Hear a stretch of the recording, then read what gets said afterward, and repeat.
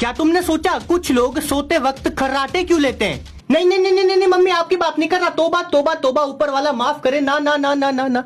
देखो, नॉर्मली जब हम सांस लेते हैं तो हवा हमारी नाक या मुंह से होते हुए गले तक जाती है और फिर विंड पाइप से होते हुए छाती तक जाती है। अब होता क्या है कि जब हम जगे होते हैं तब हमारे शरीर का हर एक मसल अच्छे से काम कर रहा होता है, कोई भी रिलैक्स कंडीशन में नहीं होता। पर जब हम सोते हैं तब हमारे मसल रिलैक्स हो जाते हैं, मतलब गले के भी मसल रिलैक्स होंगे। इसकी वजह से जहाँ से हवा जाती है वो जगह थोड़ी सिकुड़ जाएगी। अब होगा ये कि जब हवा अंदर आएगी तो वो जगह कम होने की वजह से यहाँ प्रेशर बनाएगी और प्रेशर की वजह से ये रिलैक्स मसल धुड़ धुड़ धुड़ धुड़ धुड़ धुड़ धुड़ धुड़ वाइब्रेट होने लगेंगे और बस जनरेटर चालू। मम्मी यार